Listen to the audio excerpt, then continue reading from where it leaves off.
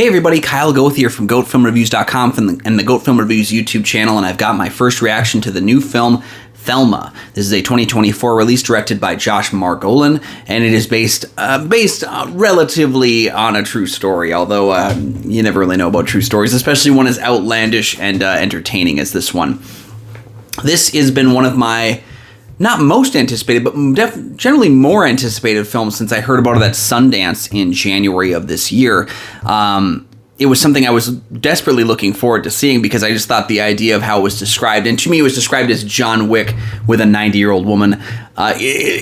Temper your expectations in that way. It's not gun fu in any way, shape, or form. But what the story basically outlines is it is the true-ish story of a 93-year-old woman who had $10,000 stolen from scammers.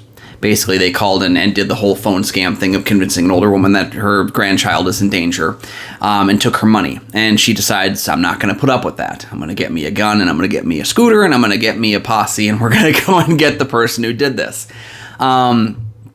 This is one of the most enjoyable movies of the year.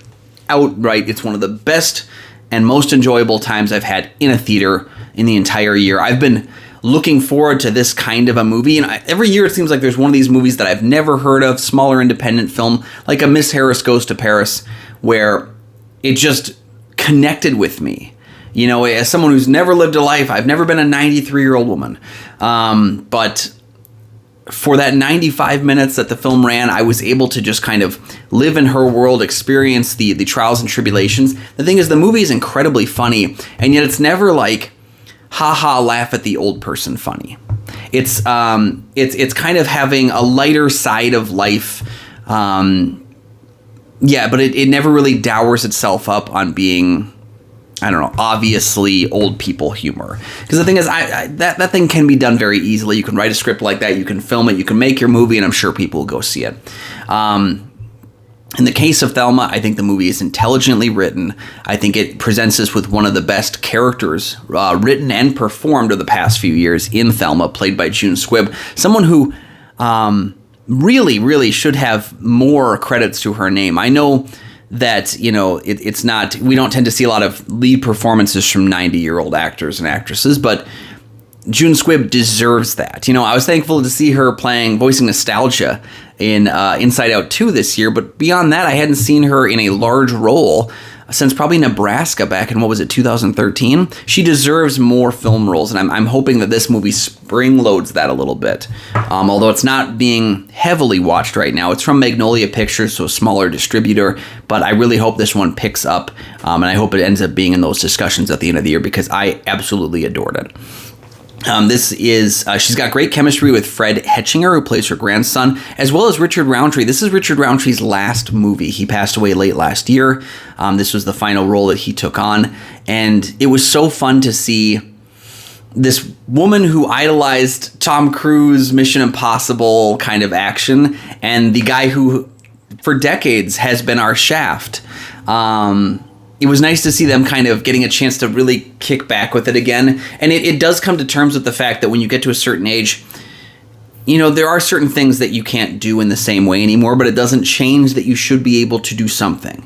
You know, a lot of the characters are telling her in this movie to give up because there's no way you'll get the money back.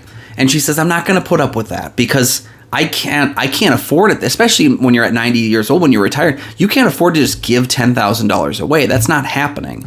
But she's also dealing with the issue of, her daughter and her husband, Parker Posey and Clark Gregg, are deciding whether or not to put her in a home.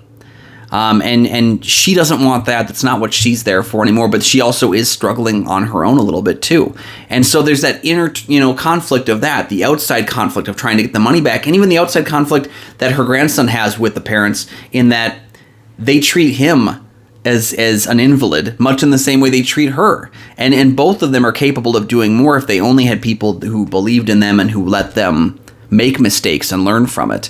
And I think that's a good message to have, and it's also one that's not hammered in, but it's also not, it's not inherently, like spoon-fed or tough to suss out. I thought it was a pretty intelligent and enjoyable movie. And above all else, the entertainment value alone. This movie was so much fun. And I liked hearing little things in the marketing about how June Squibb did her own stunts, including like rolling across a bed. Like those kinds of things. It's an incredibly wholesome movie. And I think we don't have a lot of movies where there's just a wholesomeness to the entire experience. And I was wearing this damn grin the entire time I watched the movie. And I hope you check it out. I hope you come back and tell me that you loved it as well. And if you didn't, I hope that you tell me why. So please do let me know in the comments section what you thought about Thelma.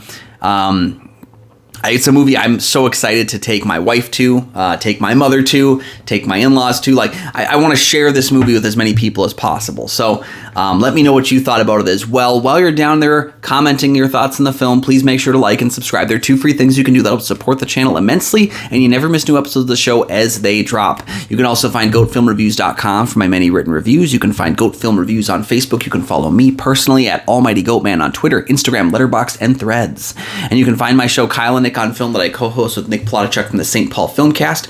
We have new episodes of that show every single week. You can also check out in this description of this video is a link to the Minnesota Film Critics Alliance. Go ahead and follow that page and you can get updates on any of my reviews as well as other critics in our association. We'd love to have you over there. Thank you so much for joining me. See you later.